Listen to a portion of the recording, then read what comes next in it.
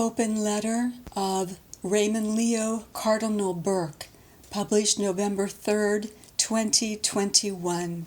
I'll be reading the text published by the website of the American Society for the Defense of Tradition, Family, and Property, www.tfp.org.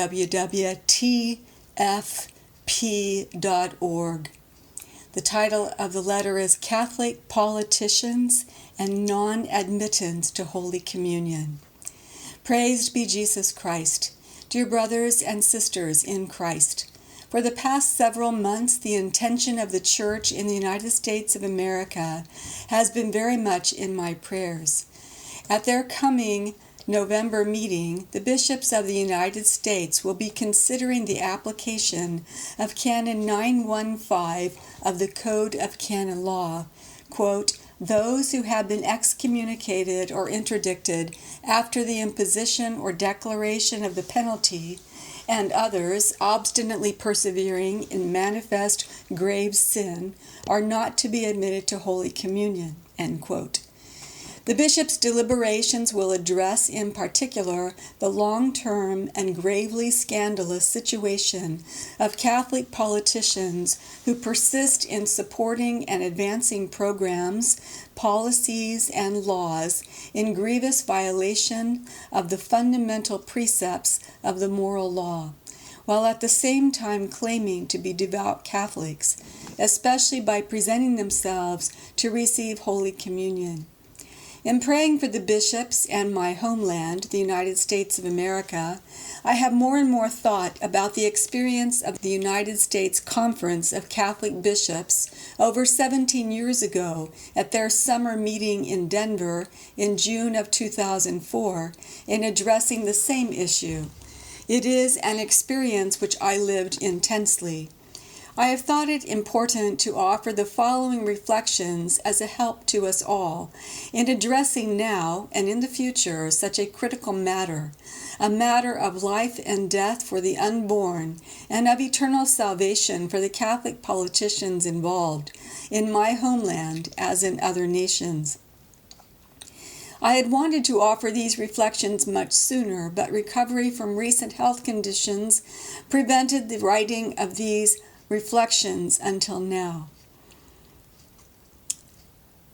Section entitled Eternal and Natural Law, the Foundation of Morals and Law. The context of the June 2004 meeting of the United States Bishops was the campaign of Senator John Kerry for President of the United States. Senator Kerry claimed to be a Catholic, while at the same time supporting and promoting abortion on demand in the nation. At the time, I was Archbishop of St. Louis, appointed on December 2, 2003, and installed on January 26, 2004, just 6 months earlier. As had been my practice as Bishop of La Crosse, appointed on December 10, 1994, and installed on February 22, 1995, I admonished Senator Kerry not to present himself to receive Holy Communion, because after having been duly admonished, he persisted in the objectively grave sin of promoting directly procured abortion. I was not the only bishop to admonish him thus. From the time of my first episcopal ministry in the Diocese of La Crosse, I had confronted the situation of politicians presenting themselves as practicing Catholics, and at the same time supporting and advancing programs, policies, and laws in violation of the moral law.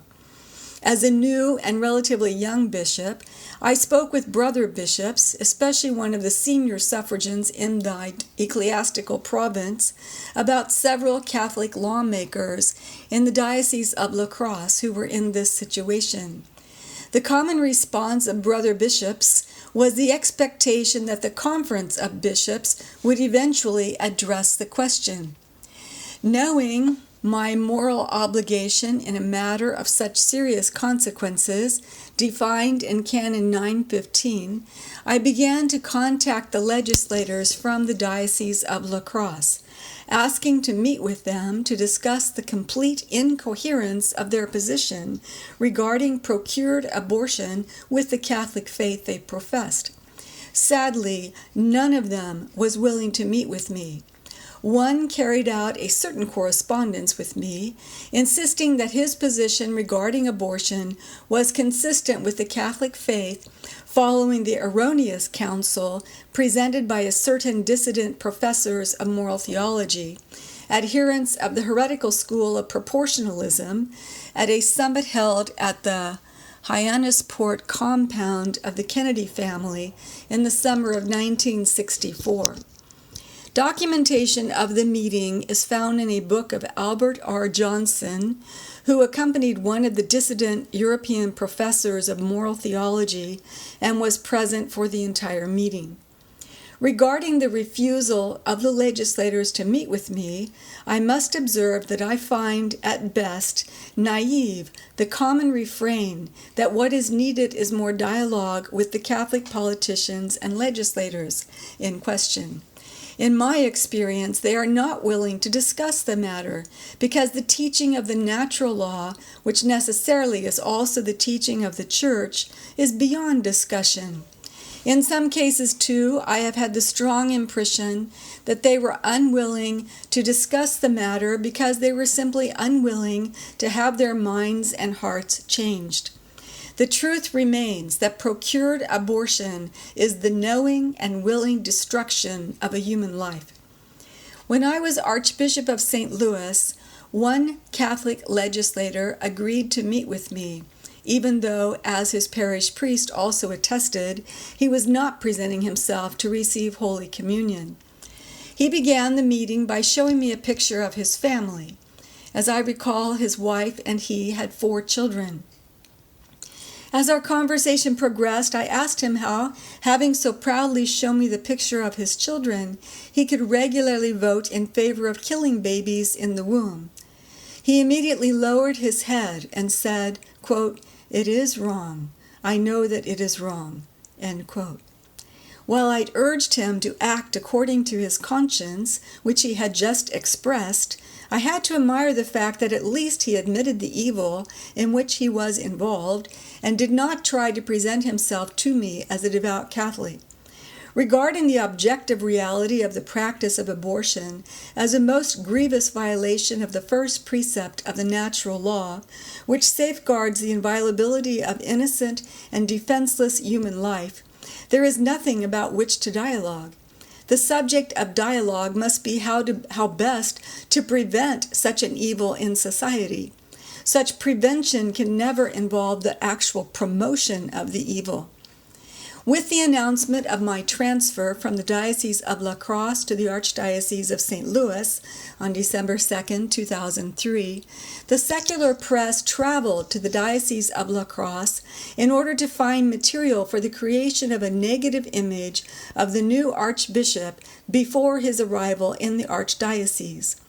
Whereas before my transfer there was no public discussion of my pastoral interventions with the lawmakers in question, as is altogether appropriate, the matter now became public in December of 2003 and January of 2004. In putting the question of the application of Canon 915 before the body of bishops at its meeting in June of 2004, the pastoral action which I had taken in the Diocese of La Crosse and was beginning to take in the Archdiocese of St. Louis was placed in serious question. To illustrate the fact, during a break in the meeting, I encountered on a stairwell one of the eminent members of the Conference of Bishops who shook his finger at me, declaring, "You cannot do what you have been doing without the approval of the Conference of Bishops." To be clear, other bishops were following a similar pastoral action. I responded to his declaration by pointing out that when I die, I will appear before the Lord to give an account of my service as bishop, not before the Conference of Bishops. Here I must note that the pastoral action taken had nothing to do with interfering in politics. It was directed to the safeguarding of the sanctity of the Holy Eucharist, to the salvation of the souls of the Catholic politicians in question, who were sinning gravely, not only against the 5th commandment, but also were committing sacrilege by receiving unworthily Holy Communion, and to the prevention of the serious scandal caused by them. When I intervened pastorally with Catholic politicians, it was done in an appropriately confidential manner. Certainly, I gave no publicity to the matter. It was rather the politicians who found it helpful to present themselves as practicing Catholics in the hope of attracting the votes of Catholics who publicized the matter for a political end. The discussion during the meeting in June of 2004 was difficult and intense. Without going into the details of the discussion, there seemingly was no consensus among the bishops, even though there was among some of the most influential bishops the desire to avoid any intervention with Catholic politicians, who, according to the discipline of Canon 915, should not be admitted to Holy Communion. Ultimately, the president, the then Bishop Wilton Gregory of the Diocese of Belleville, remanded the matter to a task force on Catholic bishops and Catholic politicians under the chairmanship of the then Cardinal Theodore McCarrick, who was clearly opposed to the application of Canon 915 in the case of Catholic politicians supporting procured abortion and other practices which gravely violate the moral law. The task force was comprised of a group of bishops with mixed views on the subject. In any case, with time, the task force was forgotten, and the critical issue was left unaddressed by the Conference of Bishops. When Bishop Gregory announced the task force, the bishop sitting next to me observed that we can now be certain that the issue would not be addressed. In the context of recalling the Denver meeting of the United States Conference of Bishops in June of 2004, it is important for me to recount two other related personal experiences. First, in the spring of 2004, while I was in Washington, D.C. for pro-life activities, I met privately for 45 minutes with one of the highest-placed officials in the federal government, a non-Catholic Christian who manifested great respect for the Catholic Church. In the course of our conversation, he asked me whether, in view of the serious health difficulties of Pope St. John Paul II, the election of a new pope could mean a change in the Church's teaching regarding procured abortion. I expressed some surprise at his question, explaining that the Church can never change its teaching on the intrinsic evil of procured abortion, because it is a precept of the natural law, the law written by God on every human heart. He responded that he asked the question because he had concluded that the Church's teaching in the matter could not be that firm, since he could name for me 80 or more Catholics in the Senate and House of Representatives who regularly support pro-abortion legislation. The conversation in question was an eloquent testimonial to the grave scandal caused by such Catholic politicians. They have, in fact, contributed in a significant way to the consolidation of a culture of death in the United States, in which procured abortion is simply a fact of daily life. The Catholic Church's witness to the beauty and goodness of human life from its first moment of existence and the truth of its inviolability has been grievously compromised to the point that non-Catholics believe that the Church has changed or will change what is in fact an unchangeable teaching. While the Church, carrying out the mission of Christ her head for the salvation of the world, is totally opposed to the attack on innocent and defenseless human life, the Catholic Church in the United States seems to accept the abhorrent practice in accord with a totally secularized view of human life and sexuality. In this regard, I am told that the argument from the truth about human life is often ineffective, since the culture has no regard for objective truth, exalting the views of the individual, no matter how contrary to right reason they may be. Perhaps the approach taken in assisting mothers and fathers contemplating abortion should be taken on a wider scale, namely the viewing of an ultrasound of the tiny human life at its beginning. In my experience, when mothers and fathers thinking to procure an abortion view first such an ultrasound, the great majority of them do not proceed to the abortion. The visible image of the beauty and goodness of human life convinces them of the evil of abortion. Such ultrasounds should be readily viewable, especially by those who are responsible for leading the Church's essential witness to life, and by those who are responsible for the policies, programs, and laws of the nation, which should protect and foster human life, not provide for its destruction. The second event took place during my visit to Rome in late June and early July of 2004, in order to receive from Pope John Paul II the pallium of the Metropolitan Archbishop of St. Louis.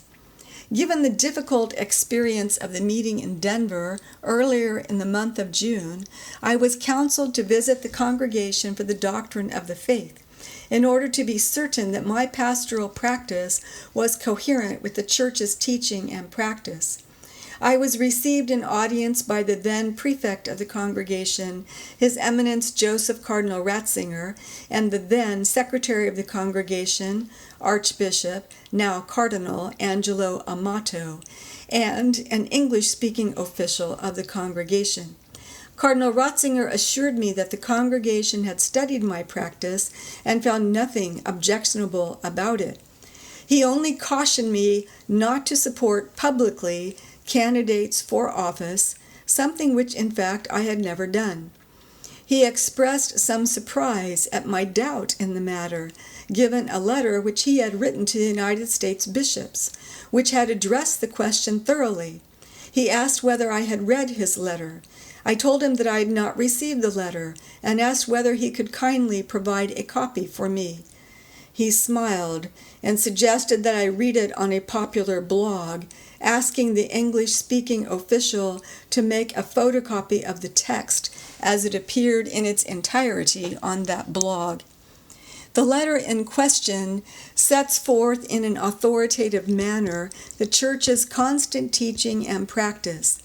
The failure to distribute it to the United States bishops certainly contributed to the failure of the bishops in June of 2004 to take appropriate action in the implementation of Canon 915.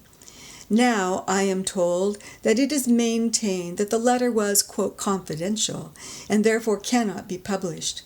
The truth is that it was published already in early June of 2004, and that clearly the prefect of the congregation who authored it was not at all disturbed about the fact. 17 years have passed since the meeting of the U.S. Conference of Catholic Bishops in Denver during the month of 2004, the month of June. The most serious question of the application of Canon 915 of the Code of Canon Law to Catholic politicians who support and promote programs, policies, and legislation in grievous violation of the natural law seemingly remains a question for the Conference of Bishops. In fact, the obligation of the individual bishop is a matter of universal church discipline regarding the faith and morals over which the Conference of Bishops has no authority. In fact, a number of bishops have understood their sacred duty in the matter and are taking appropriate action. A conference of bishops fulfills an important role of support for the diocesan bishop, but it cannot replace the authority that belongs properly to him. It is the diocesan bishop, not the conference, that applies the universal law to a particular situation. The work of the Conference of Bishops is to assist the individual bishops in carrying out their sacred duty, in accord with Canon 447 of the Code of Canon Law. Quote, a conference of bishops, a permanent institution, is a group of bishops of some nation or certain territory who jointly exercise certain functions for the Christian faithful of their territory in order to promote the greater good which the Church offers to humanity, especially through forms and programs of the apostolate fittingly adapted to the circumstances of time and place according to the norm of law. End quote. What more corresponds to the promotion of the greater good which the Church offers to humanity than the safeguarding and fostering of human life, created in the image and likeness of God and redeemed by the most precious blood of Christ, God the Son incarnate, by correcting the scandal of Catholic politicians who publicly and obstinately promote procured abortion? I invite you to pray with me for the Church in the United States of America and in every nation, that faithful to the mission of Christ her bridegroom, she will be faithful, limpid, and uncompromising in the application of Canon 9:15, defending the sanctity of the Holy Eucharist, safeguarding the souls of Catholic politicians who would grievously violate the moral law and still present themselves to receive Holy Communion, thereby committing sacrilege and preventing the most serious scandal caused by the failure to observe the norm of Canon 9:15. May God bless you and your homes. Please pray for me, and especially for the recovery of my health. Yours in the Sacred Heart of Jesus, and the Immaculate Heart of Mary, and in the purest heart of Saint Joseph. Raymond Leo Cardinal Burke, 28th October 2021, Feast of St. Simon and Jude, Apostles. I will post the link to this text in the description box below, where you can also see the footnotes and view the comments and add your own comments to the discussion. God bless us. Let us pray for our country.